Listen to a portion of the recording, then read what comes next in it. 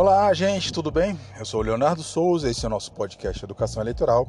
Este é o nosso episódio especial para comentar acerca dos pontos mais importantes destacados na sessão de ontem do TSE, que aprovou as minutas das resoluções para as eleições de 2024. Gente, as eleições estão realmente chegando. Ao todo foram aprovadas 12 resoluções, todas de relatoria da ministra Carmen Lúcia, sendo 8 delas permanentes, submetidas a alterações pontuais, e uma nova resolução permanente, a de ilícitos eleitorais, e mais 3 específicas para as eleições deste ano.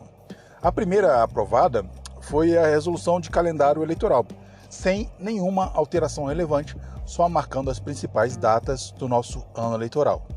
A resolução de atos gerais teve os seguintes pontos destacados pela ministra Carmen Lúcia. Primeiro, a adoção do horário de Brasília no dia do pleito para todas as unidades da federação. Isso quer dizer que a votação terminará no mesmo horário em todo o país, seja em qualquer município, tá? Regulamentação da gratuidade de transporte coletivo urbano no dia da eleição, tema com íntima ligação com a DPF 1013 julgada recentemente no Supremo. Ficou pontuada ainda a vedação do porte de arma desde 2 dias antes da eleição até o dia seguinte do pleito, na forma do já aplicado nas eleições de 2022. A ministra também pontuou que haverá a facilitação do exercício do voto para a pessoa indígena, quilombola, residente em assentamento rural, com deficiência ou em prisão provisória.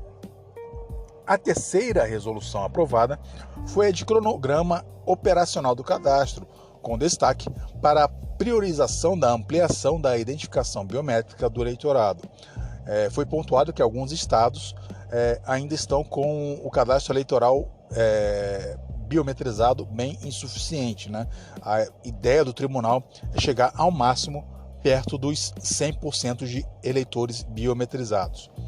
A quarta resolução foi a de pesquisas eleitorais, gente, com destaque para o fato de que o controle judicial das pesquisas eleitorais depende de provocação do MP, de partido, de federação, coligação ou do candidato. Nesta resolução, também ficou pontuado que será exigida a apresentação de relatório completo com os resultados da pesquisa a ser publicizado depois das eleições para aumentar a transparência da metodologia.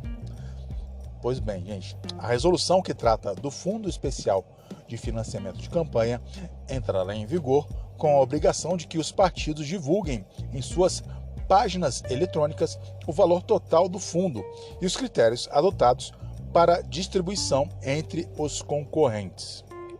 Já a resolução de registro de candidatura ficou pontuado que nas eleições proporcionais, as listas apresentadas pelas federações e pelos partidos devem conter ao menos uma pessoa de cada gênero, tá? 50% para cada, no mínimo. Serão coletados também dados pessoais sobre etnia indígena, pertencimento à comunidade quilombola e identidade de gênero, e será facultada também a divulgação de orientação sexual, tá bom? Outro ponto importante da resolução de registro de candidatura é que haverá identificação dos casos em que a pessoa for declarada preta ou parda, em divergência com a informação do cadastro eleitoral ou de anterior pedido de registro, tá bom? E por último, destaco a inclusão de dispositivos sobre a candidatura ou registro de candidatura de militares. Agora, a resolução de propaganda, acho que era a mais aguardada na sessão de ontem, né? Justamente pela questão da regulação do uso da IA, e vamos pontuar os pontos destacados desta resolução de propaganda. Primeiramente, no texto aprovado, ficará garantida a proteção à liberdade de expressão de artistas e influenciadores, possibilitando a estes a divulgação de posição política em shows, apresentações e perfis e canais de pessoas jurídicas na internet, desde que a manifestação artística seja gratuita e voluntária, vedada a contratação de remuneração, a contratação ou remuneração para tal fim, tá? Então ficou bem pontuado nas eleições de 2022 a questão da Pablo Vittar, né, que fez uma manifestação política no Lollapalooza e foi judicializada. Então creio que a evolução dessa jurisprudência culminou nesse dispositivo que vai ser inserido na resolução de propaganda, tá? Então uma maior liberdade para artistas e influenciadores fazerem suas manifestações políticas partidárias, desde que não haja contratação nem remuneração para isso, tá?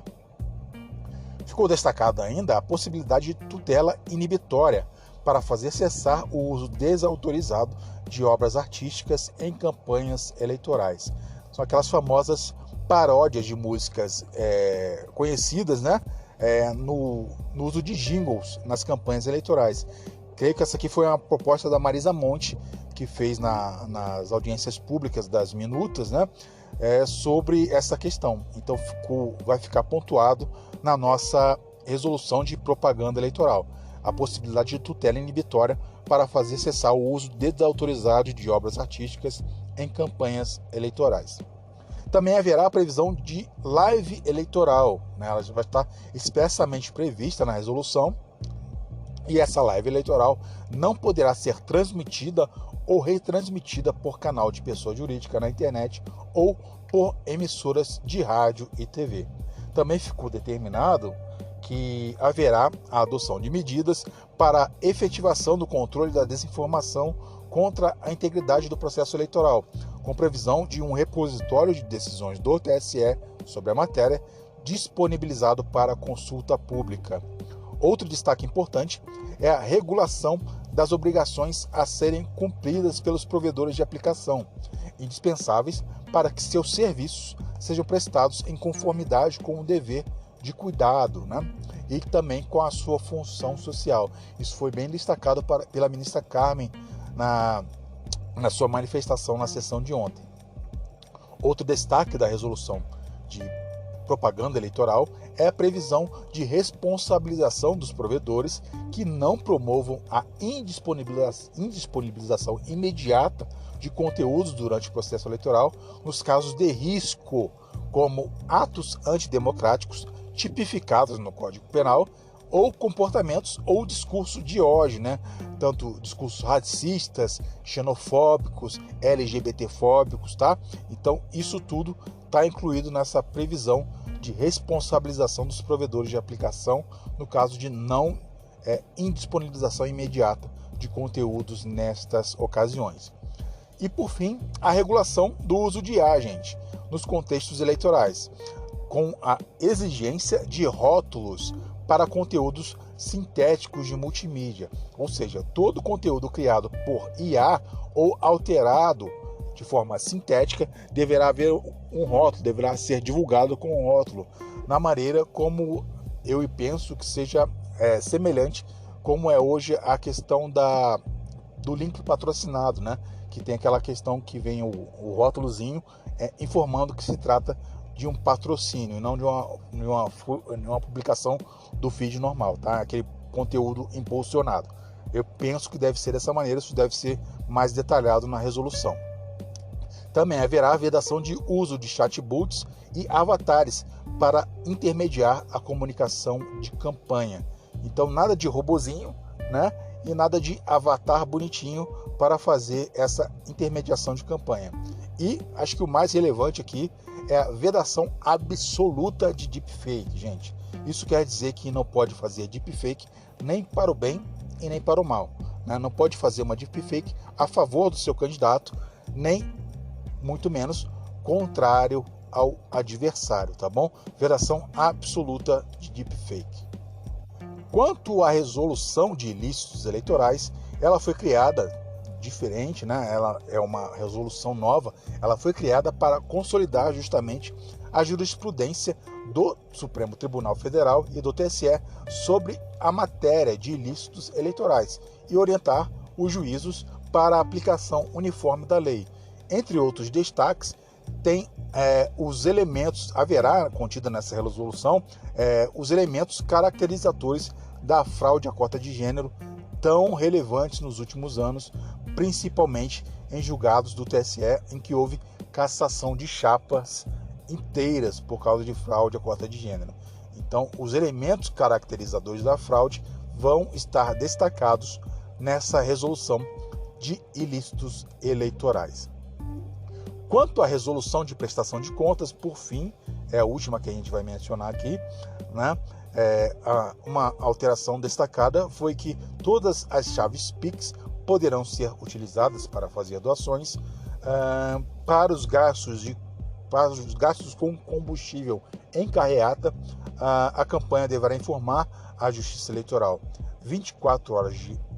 com 24 horas de antecedência, justamente para facilitar a questão da fiscalização, né? E, por fim, a ausência de procuração não acarreta de forma automática o julgamento das contas eleitorais como não prestadas. Isso era até meio comum, principalmente nos juízos de primeira instância, quando a procuração não era apresentada pelo partido, o juízo julgava as contas como não prestadas. Isso não vai poder ser feito mais de forma automática. Deverá haver uma análise da unidade técnica dos documentos contábeis apresentados e, se for o caso, julgar as contas como apresentadas, aprovadas, desaprovadas ou até mesmo não prestadas, mas de acordo com a documentação apresentada, não simplesmente pela falta de procuração nos autos, tá bom? Até 5 de março a gente vai ter acesso a essas resoluções, a íntegra delas, né? Pela previsão do artigo 105 da nossa lei das eleições, tá? E para quem vai prestar o concurso, gente, não se preocupe no primeiro momento, porque essas resoluções, elas não costumam cair em prova, tá? Resoluções específicas de eleição não costumam ser cobradas expressamente em prova. O que acontece é que muitas dessas disposições dessas resoluções são construções jurisprudenciais que já vêm sendo feitas ao longo dos anos e vão estar nos nossos materiais de jurisprudência, né? Então você pode acessar no material de jurisprudência, quanto nos próprios comentários dos materiais que a gente já entregou para vocês. Tá bom, gente? Era isso que eu queria passar. Me desculpe se eu falei um pouco correndo, porque eu fiz isso aqui bem apressadinho para que vocês tenham acesso a esse conteúdo ainda no dia de hoje, né? Para pegar o calor dos acontecimentos. E eu tô meio gripado também, então juntou as duas coisas, tá bom? Beijo grande para vocês e até o próximo episódio. Valeu, gente. Tchau, tchau.